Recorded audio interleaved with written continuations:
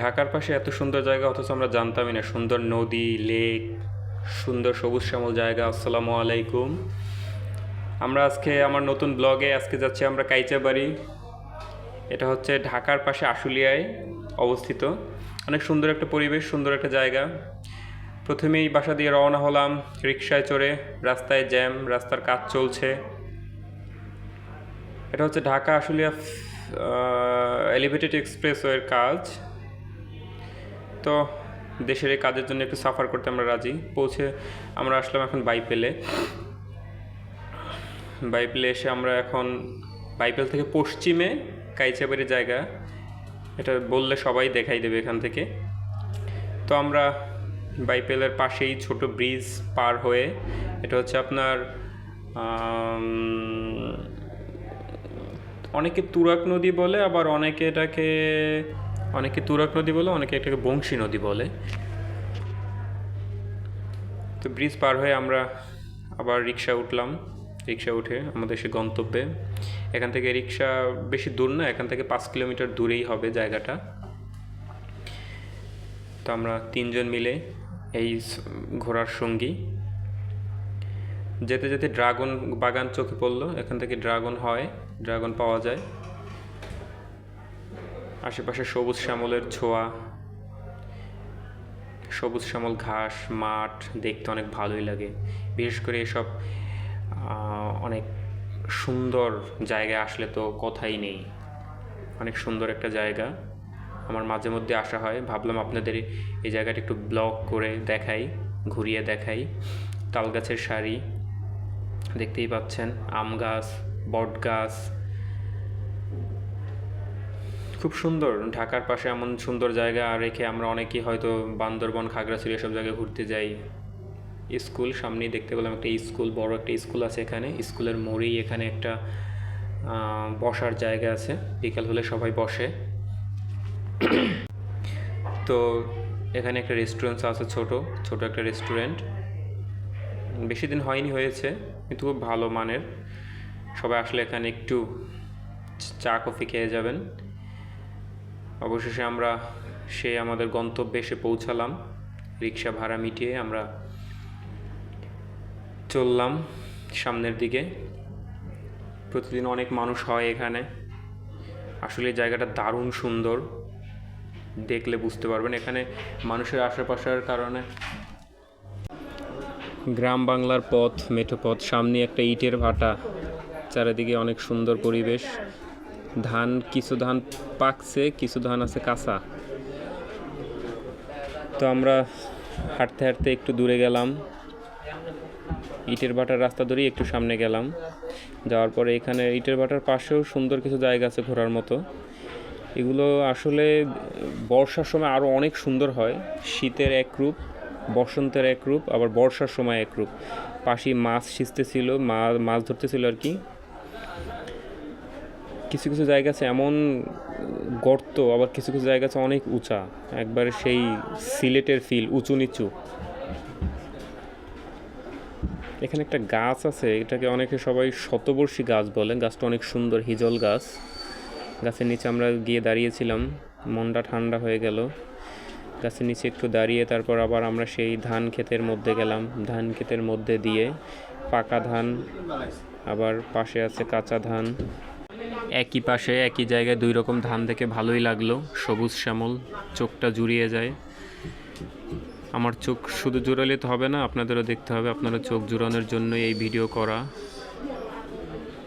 এই পথ ধরে আমরা এখন যাব সামনের দিকে। সামনে নদী আছে একটা, বংশী নদী। এই তুরাগ আর বংশী নদীর মিলন কেন্দ্র হচ্ছে এই কাইচাবাড়ি। আমাদের সাথের যারা আছে তারা এখনও ধান ক্ষেতের মধ্যে মজা নিচ্ছে। তারা এখনও সেই সবুজের পরশ নিচ্ছে সোনালি ধানের ভিতরের মধ্যে। তো আবার সবাই একসাথে হলাম, সবাই মিলে আবার সামনে আসলাম। রিক্সা নিয়েও অনেকে ঘুরতে এসেছে, অনেক অনেক মানুষই ঘুরতে আসে এখানে। সুন্দর একটা পর্যটন স্পট এটা, আপনারাও আসবেন।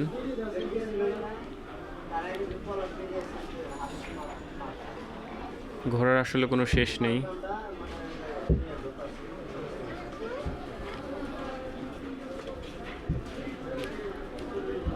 এই সেই ইটের ভাটা। এই ভাটাটা কয়েকদিন আগে ভেঙে দিয়েছিল পরিবেশ দূষণের কারণে, যদিও তাদের কোনো তোয়াক্কা নেই, তারা আবার গড়ে নিয়ে এটা আবার কাজ চালাচ্ছে। তো এই রাস্তার মাথায় আমরা এই রাস্তা ধরে এখন যাব সামনের দিকে, সেই নদীর পাড়ে। এর ফাঁকে আমরা আবার একটু নিচে নামলাম, অনেক নিচে, 10 থেকে 15 ফিট নিচু হবে। ধান ক্ষেতের পাশে একটু বসলাম, হাঁটতে হাঁটতে ক্লান্ত।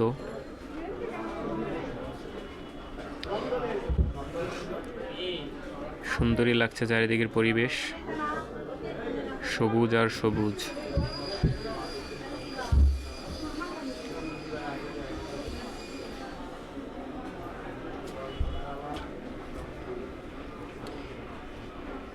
এইখানে একটা ঘর আছে, এই ঘরটায় কৃষকরা মাঝে মধ্যে বেশি রোদ হলে তারা এখানে আশ্রয় নেয়, বিশ্রাম করে। আমরা এখন সামনে এগাচ্ছি। চারিদিকে পরিবেশটা এত সুন্দর লাগছে যা আপনাদেরকে বলে বোঝাতে পারবো না।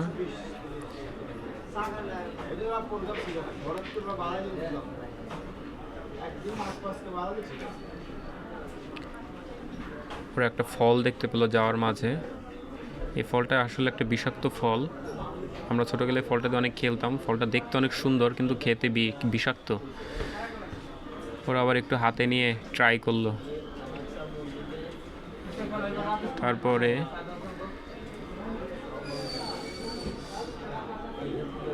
ফলটার কিছু ছবি তুলে নিল ওরা আবার। আসলে ফলটা দেখতে অনেক সুন্দর। আপনারা সবাই ফলটাকে চিনেন, এক একজনের যদি এক এক নামে চিনে। ওরা আবার ছবি টবি তুলে নিল, তারপর আবার কিছু ফটোশ্যুট করে নিল, ওদের কিছু ছবি তুলে নিলাম। সবাই আসছে ঘুরতে।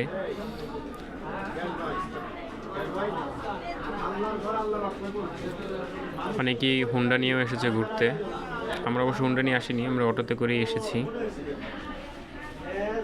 বাসার কাছেই তো, এই জন্য হুন্ডা নিয়ে বের হইনি। এই সেই নদী, নদীর পাড়ে গেলাম, বসলাম। নদীর উপরে একটা সাঁকো আছে। নদীর পানি অনেক কালো, বিভিন্ন কলকারখানার পানিতে নদীর পানি কালো হয়ে গেছে। আস্তে আস্তে চর পড়তে পড়তে নদীটা একবারে আজকে মৃতপ্রায়। যদিও সেই সৌন্দর্য ঝৌলুস অনেকটাই হারিয়ে ফেলেছে নদীটা। সাঁকোতে উঠেও কিছু ফটোশ্যুট। পাশে একটা নৌকা ছিল, তো নৌকার মাঝি পেলাম না। মাঝি পেলে হয়তো নৌকাটা উঠতাম, নৌকায় আর ওঠা হলো না। নদীটা অনেক বড়। এই নদীর শুরু টাঙ্গাইল থেকে এবং শেষ তুরাগ নদে এসে মিলিত হয়েছে নদীটা। একটু মজা করলাম। এইটাকে বলে আগ্রা ফল। এইটা মাথায় দিলে চুল থেকে ছাড়াতে অনেক সময় লাগে, খুব কষ্ট হয় চুল থেকে ছাড়াতে, তাই ওদেরকে একটু মজা করে দিয়ে দিলাম। এখন বুঝো মজা কেমন লাগে।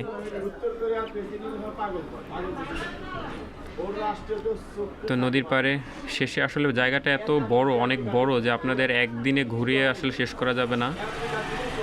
এটা ঘুরিয়ে দেখাতে গেলে 2-3 দিন সময় লাগবে। আশেপাশে এই নদীর উপরে অনেকগুলো ব্রিজ আছে। এই ব্রিজে অনেকগুলো ছোট বড় অনেকগুলো ব্রিজ আছে। এই ব্রিজগুলো অনেক সুন্দর, আপনাদেরকে একদিন ঘুরিয়ে দেখাবো। আর পানির সময় একদিন আপনাদেরকে ঘুরিয়ে দেখাবো। যখন পানি উঠে চারিদিক ভরে যায় তখন হাওরের মতো ফিল লাগে এখানে। অনেকে অটো নিয়ে ঘুরতে এসেছে বিকেলবেলা। তো আমাদের এরপরে ঘোরাফেরা শেষে একটু খাওয়ার পর্ব ছিল। আমরা কোমল পানীয় আর ফুচকা খেলাম। যদি এই কোমল পানীয়টা এখন কেউ খাবেন না, আমরা আপনাদেরকে খাওয়া থেকে বিরত থাকার জন্য অনুরোধ করছি। এরপরে আমরা যাওয়ার পথে গেলাম কাইসাবাড়ির সবচেয়ে বড় মসজিদ। এখান থেকে সব কিছু, বা এই মসজিদে মিনার থেকে মোটামুটি সব কিছু দেখা যায়। অনেক বড় একটা মসজিদ এবং সুন্দর একটা মসজিদ, 10 থেকে 15 ফিট উপরে মসজিদটা। এরপরেই সন্ধ্যার সময় এলো ঝুম বৃষ্টি। সবাই এক জায়গায় আশ্রয় নিলাম। আমাদের সাথে আরও কিছু মানুষ ছিল, সবাই একসাথে আশ্রয় নিল। এরপরে তো বৃষ্টি আর বৃষ্টি, শিলাবৃষ্টি। প্রায় 2-3 ঘন্টার মতো বৃষ্টির মধ্যে আটকা ছিলাম। একটা ছোট আমও খেলাম বৃষ্টির মধ্যে, গাছের নিচে পড়া ছিল, কুড়িয়ে আনলাম। এক চাচা গ্যান্ডারের রস বিক্রি করতেছিল, তো সেও আমাদের সাথে এসে আশ্রয় নিল বৃষ্টির মধ্যে একটা ছোট ঘরে। এটাও একটা বসার ঘর।